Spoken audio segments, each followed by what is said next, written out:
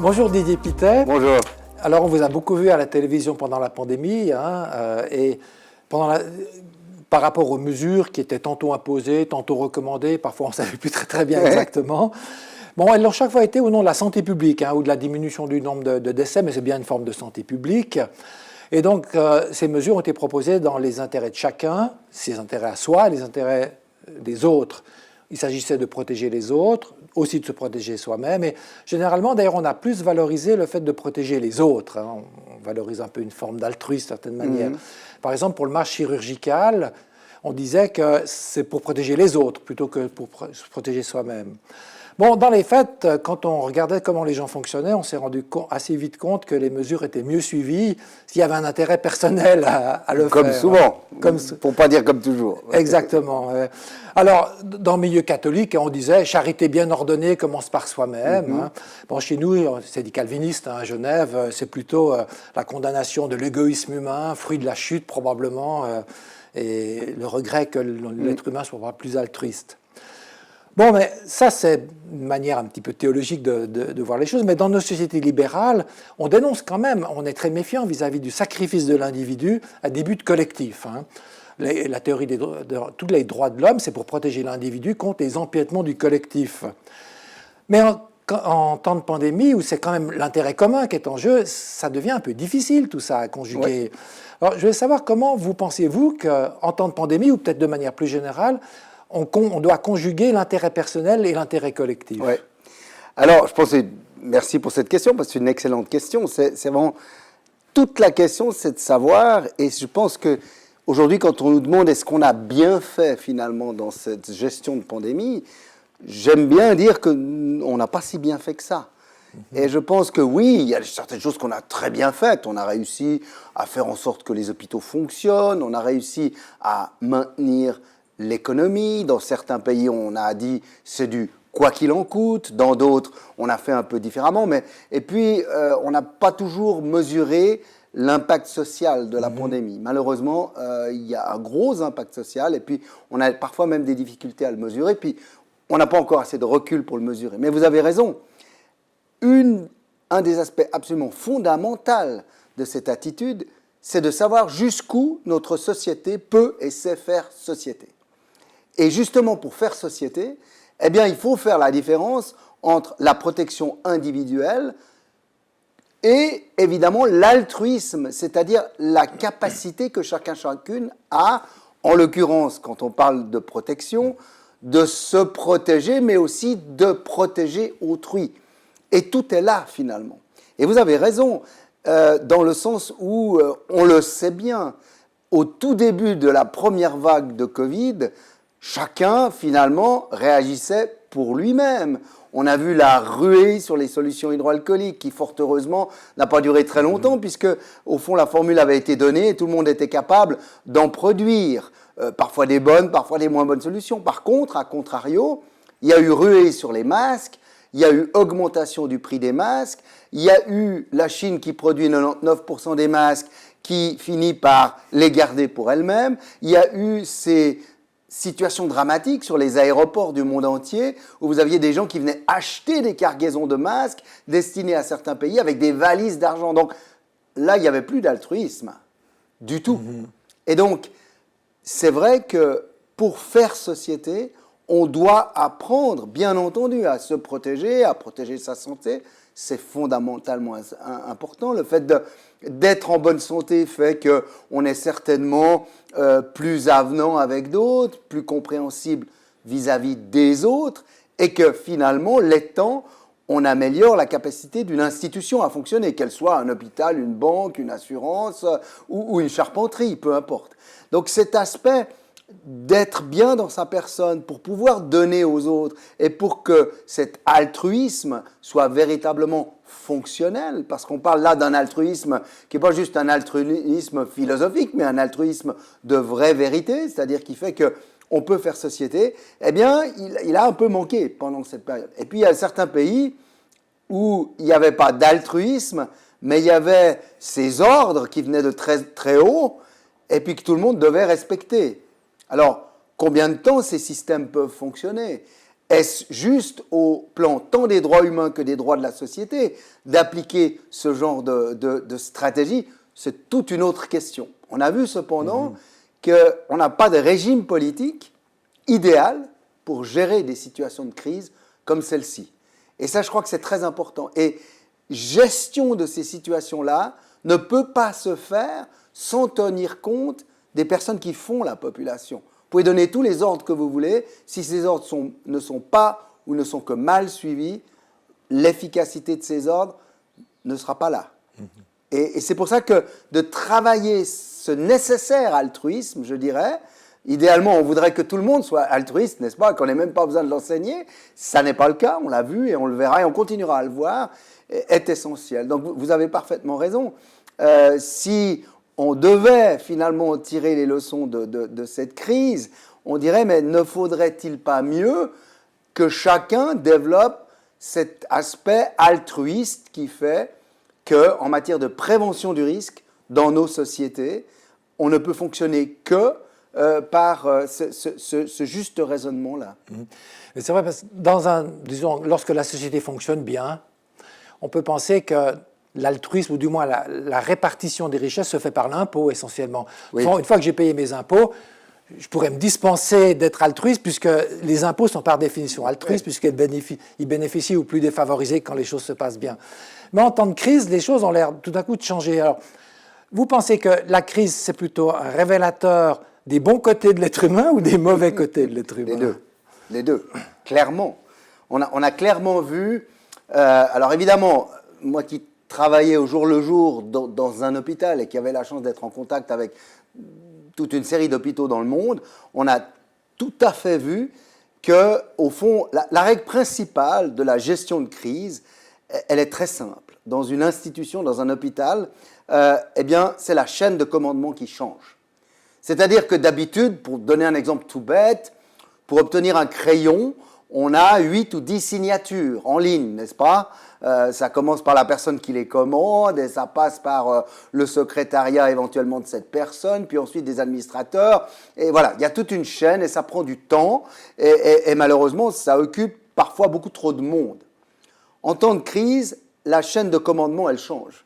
Il n'y a plus de commande de crayon. Il suffit de dire « j'ai besoin d'un crayon » et à ce moment-là, on va tout de suite au fond dans une caisse spéciale et le crayon arrive sur votre bureau et au lieu de mettre 1 mois ou 2 mois pour venir, eh bien il est là le jour même. Alors la chaîne de commandement, elle est vraie à tous les niveaux. C'est-à-dire que quand on dit on arrête de faire de la chirurgie parce qu'il faut que tout soit dirigé pour le traitement des personnes qui ont une maladie X, en l'occurrence c'était le Covid, on l'avait vécu avant, on l'avait vécu pour d'autres situations, cette chaîne de commandement qu'il change, eh bien évidemment, là il s'agit de réagir. Il n'y a pas tellement de questions d'altruisme, mais quand même, lorsque vous allez demander à des infirmières ou à des médecins qui faisaient de la dermatologie ou de la psychiatrie de venir aider soit à travailler en réanimation, soit à être transformés en secrétaire, à prendre des notes ou à aider, eh bien, les choses se font. Alors ça, c'est, au fond, je suis d'accord de participer au bien commun et à la prise en charge de la situation du jour. Maintenant, combien de temps ce système peut être mis en place? On sait que c'est extrêmement limité. On l'a très bien vu. Parce qu'à la fin de la première vague, au moment où on avait eu une très très très belle solidarité et collaboration entre les institutions privées et les institutions publiques, puisqu'on avait désigné certains hôpitaux comme étant publiquement responsables de Covid et d'autres publiquement responsables, même en tant qu'institution privée, des urgences, disons médicales ou chirurgicales, eh bien, ça s'est très bien passé jusqu'au moment où on a commencé à dire, bon, on en a un tout petit peu moins besoin, et à ce moment-là, chacun en est revenu à ses intérêts habituels. C'est-à-dire, nous, institutions privées, nous devons repartir dans un modèle économique différent, donc nous devons faire fonctionner à nouveau le système pour retrouver tout ça. Donc là, l'altruisme de société était déjà un tout petit peu évanescent. Et ensuite de ça, il y a même eu des exemples, en particulier en deuxième vague, de manque total, non seulement d'altruisme, mais de respect du stress et du risque qui était, par exemple, le cas entre la Suisse de l'Est et la Suisse de l'Ouest, mais qui s'est vu aussi dans d'autres pays dans le monde. Donc, je crois qu'il faut bien comprendre qu'effectivement, en temps de crise, vous avez raison, le modèle change. Le modèle change, mais il change jusqu'au moment où, finalement, on va devoir retourner au modèle ancien. Et malheureusement, pour certaines choses, on retourne trop vite au modèle ancien. Mais on pourrait dire aussi, heureusement, d'une certaine manière, parce qu'il y a eu des dégâts collatéraux avec cette réorganisation des soins. On a parlé des opérations électives qu'on ne pratiquait plus, etc. Comment est-ce qu'on gère tout ça? Enfin, parce que c'est difficile de mettre dans les plateaux d'une balance, hein, les personnes qu'on lèse et les personnes, dans le fond, qu'on avantage d'une certaine manière. Très difficile parce que la perte de chance, comme on l'appelle, c'est-à-dire la personne qui avait une maladie de hanche, qui devait se faire opérer de la hanche, une arthrose de hanche à l'âge de 78, 80 ans, bah, c'est normal, on a une hanche qu'il faut remplacer. Eh bien, elle a dû attendre. Elle a dû attendre dans certains systèmes 3 mois, dans d'autres 6 mois, dans d'autres 9, dans d'autres, elle attend toujours aujourd'hui. Et alors, bon, c'est pas dramatique parce qu'on ne meurt pas de douleur de hanche, mais par contre, elle continue à boiter de plus en plus, etc. Dans le même modèle, il y a des cancers qui ont été ratés. Et ça, c'est de la perte de chance. Et effectivement, le système n'est pas fait pour fonctionner trop longtemps de la manière dont je l'ai décrit, mais on n'avait pas trop le choix. Par contre, ce qui a été très difficile, ça a été la reprise. C'est-à-dire qu'au moment où on a dit, voilà, maintenant on peut reprendre les activités, le plus vite possible, justement pour rattraper ces pertes de chance réelles ou ces pertes de chance potentielles, parce qu'encore une fois, on n'a pas pu tout mesurer, eh bien là, les gens étaient fatigués. Les gens étaient fatigués, les gens avaient été déplacés, ils étaient plus aussi motivés qu'avant peut-être, à revenir aussi rapidement que faire se peut à leurs activités habituelles. On a même vu des exemples assez frappants. Un bloc opératoire qui avait l'habitude d'opérer 6 patients par jour. Ensuite, aujourd'hui, on nous dit non, on ne peut plus opérer 6 patients par jour, on peut en opérer que 5. Mais expliquez-moi pourquoi. Il n'y a pas d'explication. L'explication, elle est dans le système. L'organisation peut, à un moment donné, devenir un peu plus malade qu'elle l'était avant. Et je pense que c'est le cas dans beaucoup de pays, d'après les échos que j'en ai, par rapport au système de santé. J'ai cru comprendre que c'était le cas aussi dans d'autres pays, dans d'autres domaines, pour d'autres domaines que la santé. Mais évidemment, je ne suis pas un expert de ces autres domaines. Parce que c'est vrai qu'on observe quand même, dans la tête des gens, il y a quelque chose qui a changé. Hein. Les gens ont changé de métier parfois, ou se sont rendus compte peut-être que ce qui valorisait beaucoup avant, ils le valorisent moins maintenant. Et on peut imaginer que dans les hôpitaux, c'est la même chose. Oui, alors tout à fait. Tout à fait. Dans les hôpitaux, c'est la même chose. C'est peut-être même parfois encore pire. En Suisse, on a beaucoup de chance, n'est-ce pas? Parce que l'essentiel du fonctionnement d'un hôpital, ça reste quand même la masse des infirmiers et infirmières qui travaillent au service du patient. Les médecins sont là, bien entendu. Ils donnent des conseils, ils écrivent des ordres médicaux, ils voient les patients. Mais disons, les infirmières prodiguent les soins. Or, les infirmières et les soignants aussi étaient applaudis tous les soirs en première vague. Ça n'a pas été le cas dans les autres vagues, et pourtant le travail était là. Et pourtant, il fallait faire à la fois le travail pour les patients Covid, qui sont additionnels de la charge de travail habituelle, et retrouver nos activités d'antan. Et donc ça a dégoûté une partie des personnes de la charge infirmière dans n'importe quel pays. La Suisse étant un des pays où les infirmiers et infirmières sont, disons-le, les mieux payés, ont les meilleures conditions de travail, sont beaucoup plus nombreuses par patient que dans d'autres pays, ce qui est très important. Si vous êtes 2 personnes pour vous occuper de 8 patients, ce n'est pas la même chose que si vous êtes 2 personnes pour vous occuper de 16 patients, on le comprend bien. Et puis des pays comme la France, ou l'Allemagne, ou l'Italie, ou alors encore pire, certains pays comme les États-Unis, où là les gens ont vraiment quitté leur job en disant « voilà, maintenant ça suffit ».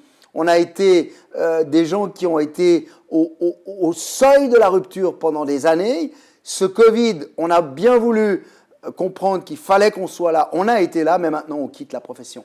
Et c'est le problème. Et c'est le problème, effectivement. Il y a un manque de motivation, il y a un manque de reconnaissance, il y a un manque, au fond, d'organisation des systèmes pour que la vie d'une personne ou d'un soignant soit adaptée aux conditions de la vie actuelle. Et puis, il y a une certaine démotivation. Mais je crois savoir que c'est le cas aussi dans d'autres domaines que la médecine, bien entendu. Tout à fait. Ben, je vous remercie beaucoup, Didier Pittel. Avec grand plaisir. À mes questions.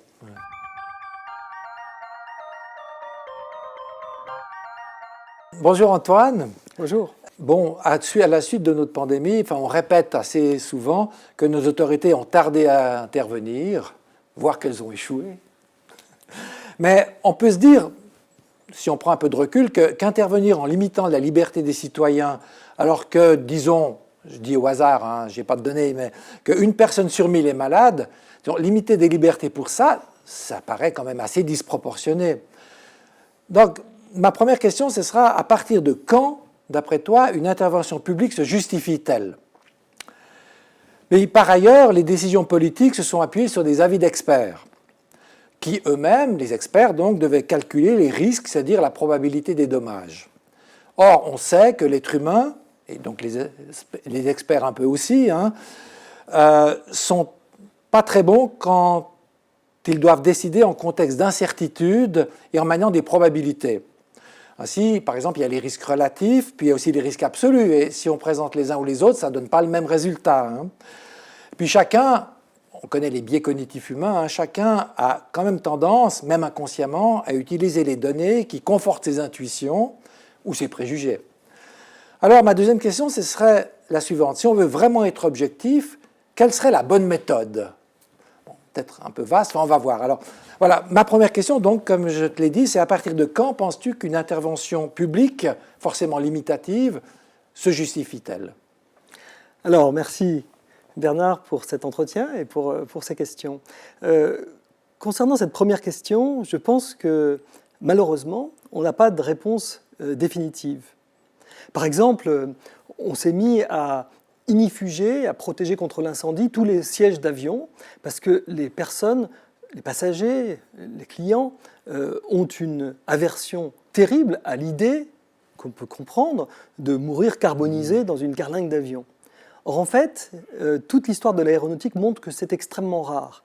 Il y a des accidents d'avion, bien sûr, on peut mourir dans un accident d'avion, on peut mourir carbonisé, mais le plus souvent, c'est après avoir été tué par ou des décompressions ou bien des chocs trop violents. Pour autant, toute l'aéronautique a investi des sommes considérables pour protéger les sièges d'avion.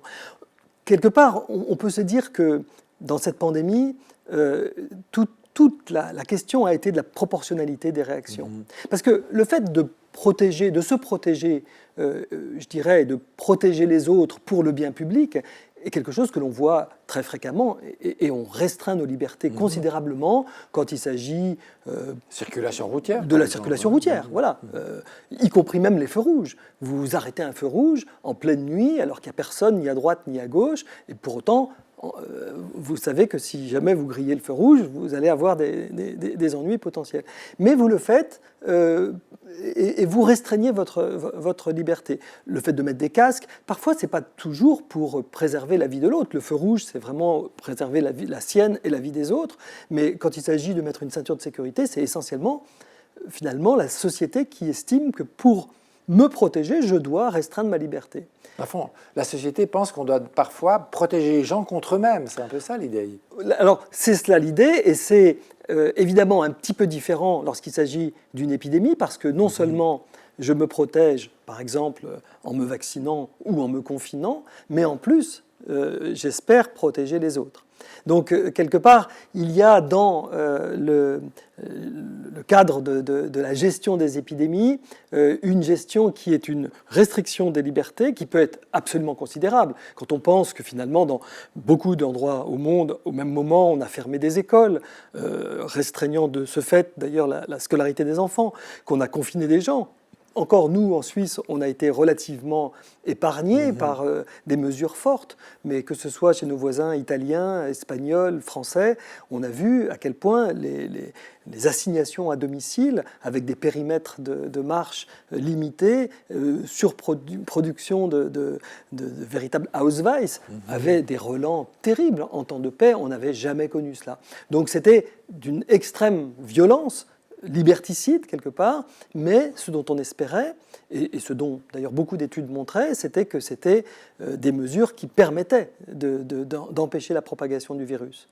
Là où ça pose peut-être problème, où ça peut poser problème, c'est quand on voit l'exemple de la Chine d'aujourd'hui, ou de la Corée du Nord, c'est-à-dire d'États où, alors reprenons la Chine, ils n'ont pas tellement le choix, ils sont obligés de recourir encore aujourd'hui, en 2022, à des méthodes qu'on appellerait aujourd'hui presque moyenâgeuses, en tout cas le Moyen-Âge de la pandémie, qui sont des méthodes de confinement, de couvre-feu, de fermeture d'écoles, etc. Pourquoi ? Parce qu'ils n'ont pas assez vacciné la partie la plus à risque de leur population. Les personnes âgées ne sont pas très vaccinées en Chine. En Corée, c'est encore pire, toute la population n'est pas vaccinée, et comme elle n'a pas eu non plus de vagues précédentes, elle n'est pas non plus immunisée par l'acquisition des vagues et des virus précédents, de l'immunité par ces virus.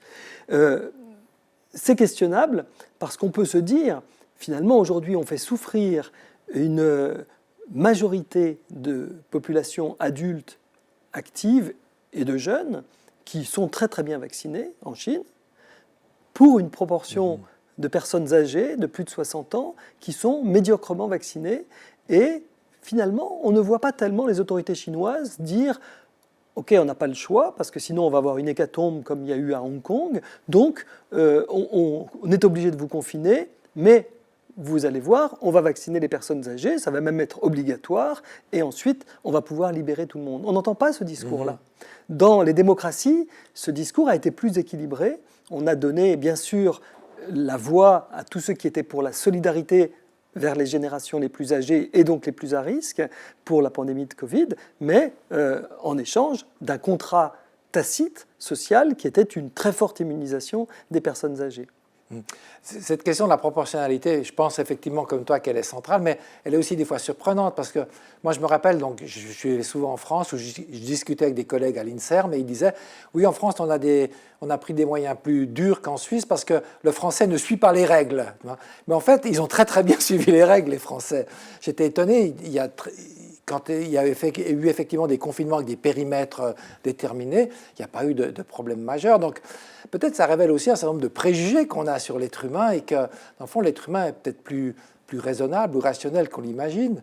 Justement, ça nous amène peut-être à la deuxième question. Enfin, dans le fond, étant donné qu'on doit décider dans une situation d'incertitude, quelle est la bonne méthode ? Comment bien faire ? Alors, peut-être pour faire une toute petite incise sur les différences culturelles, je trouve que cette pandémie de Covid a montré quelque chose dont on n'avait peut-être pas vraiment conscience. Alors c'est vrai qu'en Suisse, on a bien conscience des différences entre la partie germanophone, la partie latine, sur un grand nombre de sujets, y compris politiques, avec des élections et des votations qui apparaissent sous nos yeux régulièrement. Mais on n'avait peut-être pas aussi conscience des différences culturelles qu'on pouvait voir entre les peuples en Europe. Et à la fois, je dirais, les préjugés dont tu parlais, qui sont voilà, que les peuples latins seraient finalement moins dociles ou en tout cas moins compliants, on va dire, moins observants à l'ordre public, c'est révélé totalement faux et totalement erroné, mais quelque part, on sent quand même que peut-être cette culture de la liberté, égalité, fraternité, dans lequel il y a l'égalité, c'est-à-dire je veux bien me confiner, mais à condition que mon voisin aussi le soit. Donc je souhaite que la loi l'ordonne et qu'elle régule ma liberté, d'accord, mais aussi la liberté de mon voisin, et quelque chose qui est moins finalement prégnant dans des peuples plus nordiques, peut-être plus germanophones, où finalement je dirais l'esprit civique, comme quand disait Didier Pittet tout à l'heure, faire société est quelque chose qui est peut-être un tout petit peu plus inscrit dans la culture et dans les politiques publiques.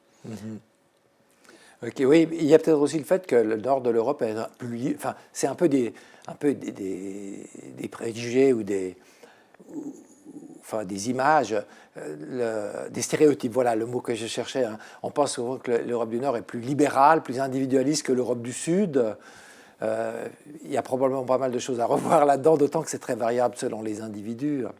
Oui, et ça me ramène à ta deuxième question, parce que, par exemple, prenons un pays comme le Danemark. J'aime assez bien prendre le Danemark comme exemple, parce que le Danemark est un pays nordique, mais d'Europe continentale, et puis très interconnecté avec les autres pays européens. On dit parfois, quand on prend l'exemple de la Finlande ou de la Norvège, qu'ils sont un petit peu au bout de la route européenne et qui ne sont pas aussi interconnectés que l'est un pays comme le Danemark, qui est finalement qui a une position qui pourrait un petit peu se rapprocher de celle de la Suisse dans l'Europe.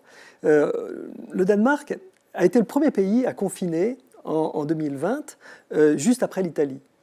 Et le Danemark n'a pas attendu pour confiner, donc ils ont confiné, ils avaient un seul décès enregistré par Covid. Pour vous donner un exemple voisin, les Britanniques avaient 335 décès quand ils ont décidé de confiner. Alors, ils n'ont pas pris beaucoup de temps, les Britanniques, à confiner. Ils ont pris 10 jours, c'est 10 jours plus tard. 10 jours plus tard, il y avait déjà 335 morts. Un pays certes plus grand, mais on voit que le Danemark, immédiatement, décide des mesures très fortes, liberticide, un confinement, mais qui est tellement réactif qu'il va être beaucoup, beaucoup plus efficace qu'en Grande-Bretagne. C'est-à-dire que la mortalité, à fin de compte, après ce confinement, aura été beaucoup, beaucoup plus important en Grande-Bretagne qui a tardé. Donc oui, c'est pas, ce libéralisme nordique n'est pas non plus une sorte de laisser-faire. C'est ça. Alors, il y a des exemples un petit peu différents. La Suède a eu une façon, d'ailleurs, qui a pas mal choqué les voisins nordiques, mais a eu une façon un petit peu différente de gérer les choses. Donc, il n'y a pas non plus d'uniformisation de l'ensemble des politiques. Mais on peut penser que, pour reprendre cette question qui est assez compliquée, qui est sur quoi base-t-on les politiques publiques? Alors, il est vrai, je pense qu'on peut reconnaître que, de par le monde, de façon assez générale, mais très clairement dans tous les pays européens, les politiques publiques ont été fortement éclairées par la science. Certains scientifiques, des épidémiologistes, ont regretté qu'elles ne le soient pas davantage, mais on est d'accord que le politique doit intégrer un certain nombre de paramètres, dont les paramètres scientifiques, mais il n'y a pas que cela. Sans parler simplement du fait qu'ils peuvent être guidés par l'économie, on voit bien même la Chine, aujourd'hui, laisse un peu l'économie de côté pour éviter l'hécatombe qui pourrait y avoir à cause du manque de vaccination de ces personnes âgées. Elle est aussi guidée par la science. Simplement, on peut être guidé par la science avec en effet un certain nombre de prérequis politiques ou sociétaux ou culturels qui vont guider notre action plus ou moins vers quelque chose qui va être une protection des enfants, par exemple, des jeunes générations, et donc certains vont beaucoup moins fermer les écoles, alors qu'on a pu montrer que la fermeture des écoles était, sur le plan sanitaire, une mesure extrêmement efficace pour lutter contre la propagation d'un virus respiratoire qui se propage beaucoup chez les enfants, mais certains vont vraiment avoir une sorte de préférence pour sauvegarder et protéger le système scolaire, même si ils doivent faire face à une augmentation éventuellement de la mortalité dans la population. Donc il y a des choix qui peuvent être pris par des gouvernements, éclairés par la science, mais avec des volontés de laisser fonctionner les salles de spectacle, de laisser fonctionner tel ou tel secteur de l'économie ou de la société, sans vouloir forcément bloquer tout le pays. Une autre chose qui me paraît très importante, c'est l'importance de la constitution de ceux qui vont justement éclairer les politiques publiques dans les conseils scientifiques. La plupart des conseils scientifiques et task force et autres sont constitués, certes, de scientifiques, souvent d'ailleurs de scientifiques de différentes obédiences scientifiques, différentes disciplines. Il n'y aura pas beaucoup de sciences sociales, il n'y aura pas beaucoup de vétérinaires, donc c'est pas totalement, c'est quand même très profondément et très médicalisé, mais malgré tout, moi je trouve que la constance, c'est l'âge. Ce sont essentiellement des quinquagénaires, des sexagénaires, voire des septuagénaires. C'est-à-dire que vous n'allez pas intégrer dans ces conseils scientifiques des jeunes. Et je me souviens avoir discuté avec des amis jeunes, des collègues, qui m'ont dit « Mais toi, tu veux nous fermer nos bars et nos restaurants parce que tu n'y vas pas, mon vieux, mais nous, on y va. » Et les églises et les opéras, ça, vous les laissez ouverts parce que vous y allez. Il y a donc un biais très important, culturel, qui fait que je pense que certaines décisions ont été aussi guidées, poussées par des experts d'une certaine catégorie sociale et d'une certaine démographie qui a sans doute influencé les décisions publiques. On pourrait aussi penser qu'en vieillissant, notre aversion du risque augmente et donc en mettant des gens plus âgés, on aura des politiques plus restrictives ou, disons, on jugera moins grave certains empiètements sur les libertés que les jeunes valorisent. Je ne sais pas. Enfin, oui, je pense que tout cela mérite en tout cas de très bien constituer ces task force et ces conseils scientifiques et de penser en tout cas certainement à un équilibre au niveau d'une parité des genres, mais aussi au niveau de la démographie. Très bien. Merci Antoine d'avoir répondu à mes questions. Merci Bernard.